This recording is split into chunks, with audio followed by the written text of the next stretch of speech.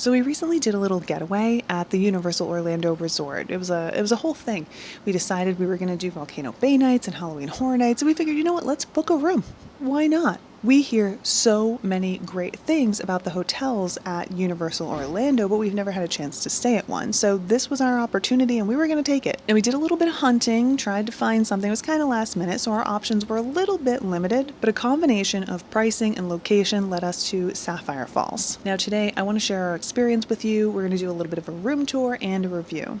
Just give you an idea of what to expect if you're considering Sapphire Falls in the future. First things first, let's start with some basics. Loews Sapphire Falls is a mid-range hotel located at the Universal Orlando Resort. Prices start at about $145 per night, though during our stay we paid between $350 and $450. Keep in mind that was a Friday and Saturday night during Halloween Horror Nights. Of course, like with everything else, price varies. Some other basics that you might want to know about this hotel is that it has the biggest pool on Universal Orlando property. It also is pet friendly and has bus transportation around the Universal Orlando Resort to include Epic Universe, as well as boat transportation that'll take you to City Walk, though you can walk because it is walking distance from not only City Walk and Islands of Adventure and Universal Studios Florida, you can also walk over to Volcano Bay as well, though you are going to have to take a bus to go to Epic Universe. Now, before we move on from the topic of walking to City Walk or Volcano Bay, I do think it's worth mentioning that the path to both of these places is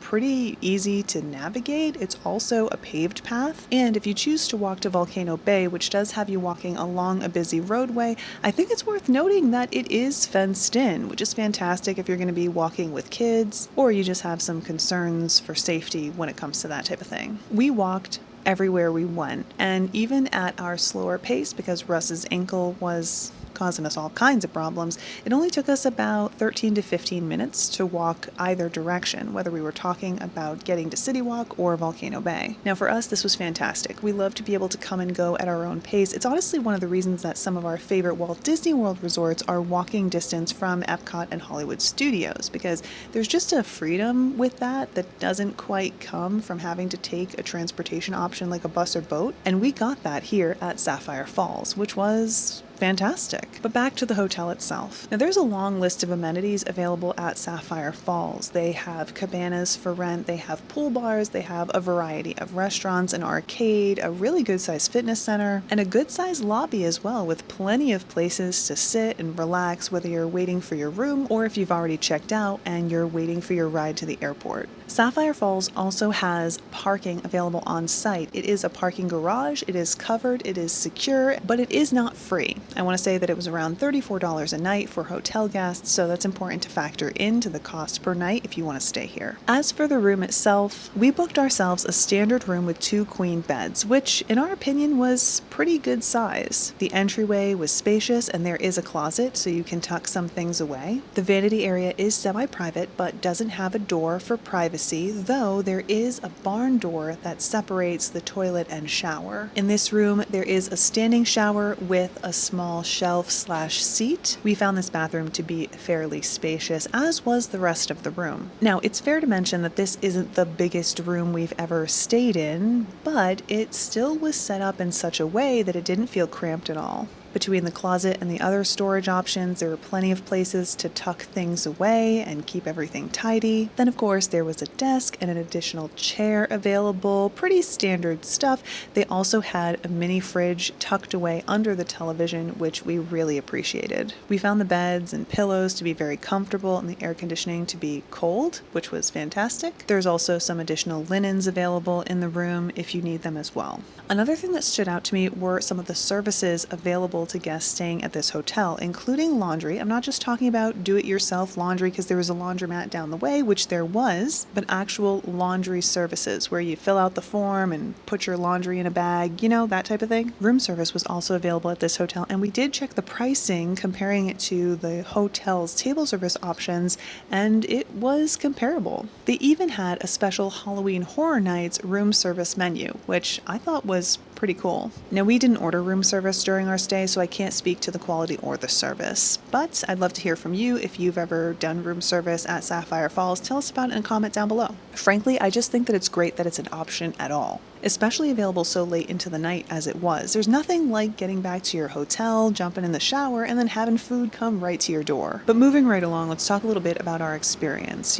getting into the review. Now, like I mentioned earlier, this is the first time that we'd ever stayed at a Universal Orlando hotel, and I think it's the first time I've ever stayed at a place by Loews. So we really didn't know what to expect, and we didn't have any expectations. We went in with a clean slate, clear mind, and just took it as it came. And I have to say, it was a very positive experience right out the gate. And for clarity's sake, I don't mean when we arrived at the hotel, I mean weeks before when we booked it. So a couple weeks before our stay, we booked our room online, like you do. We put in all our information to include credit card information so that we could be charged a deposit, and everything seemed good to go. Except, apparently it wasn't. 24 hours later, I get an email that says, hey, something's not right with your credit card information. So they gave us a link via email. They also gave us a 1-800 number. I really didn't want to call the 1-800 number because you know how that sometimes goes. So I click the link, go through the process. Everything seems to be fixed now, but there was no confirmation or anything like that. And so I wasn't sure if the change had taken. So I was like, I guess I'm going to have to call the 1-800 number. Something I was dreading, but I figure, you know what? I want to make sure that we don't lose our reservation. So I dial. I hit the appropriate buttons. And to my surprise, a human picks up the phone, and this human is working the front desk at Sapphire Falls. I explained the situation. He confirmed the updated credit card numbers, and he said, you know what, everything looks good, but before you go, let me run the card, charge you right now so that we know everything is good to go, and then you can be on your way. I thought, you know what, I'm already here, go for it. He does that. Charge comes through. We're good to go, and I hang up with a smile on my face thinking, wow, that went pretty smooth. Do you know how long that took? Start to finish? Just over 3 minutes. Yeah, I know. I took a picture because I figured you wouldn't believe me.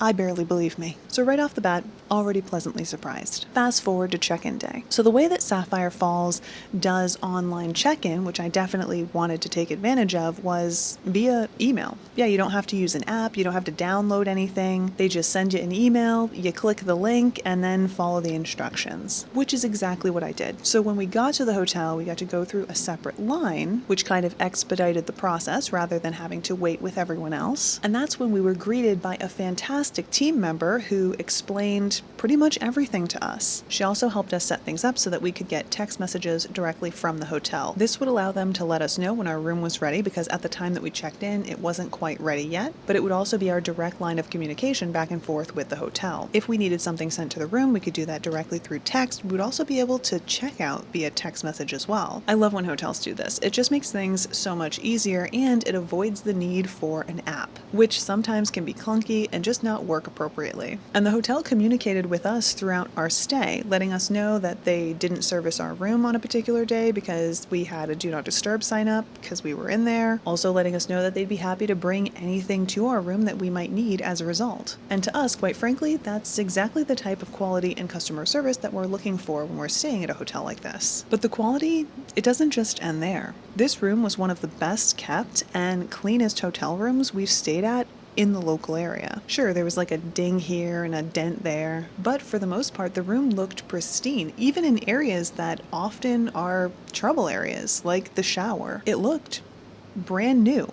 Not only the shower head, but also the drain. And while the hotel has been updated fairly recently in February of 2025, we've stayed in comparable rooms that haven't been this clean and haven't been this well kept. Which just goes to show you that it isn't as impossible to keep things clean, for example, as some people make it out to be. But look, it doesn't just stop there. And one of the reasons that I'm confident that this wasn't just a case of us getting the perfect room and, having the best of luck is that this level of cleanliness and upkeep continued throughout the hotel, which again is the type of thing that we're looking for in a hotel that's going to cost you upwards of $400 a night. Now, at the end of the day, as I mentioned earlier, this is a mid-range hotel, so it's not the most affordable option, but it's surely not the most expensive. Still, we found that this was worth the price, and honestly, we would definitely consider staying here again. The location was fantastic, the customer service and quality was unmatched. In fact, it's probably the best place that we've stayed in Central Florida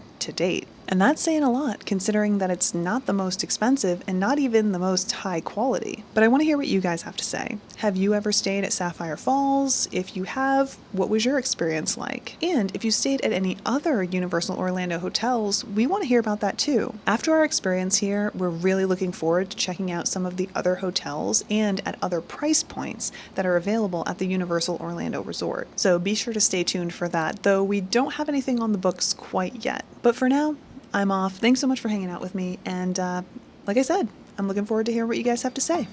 Until next time. Bye.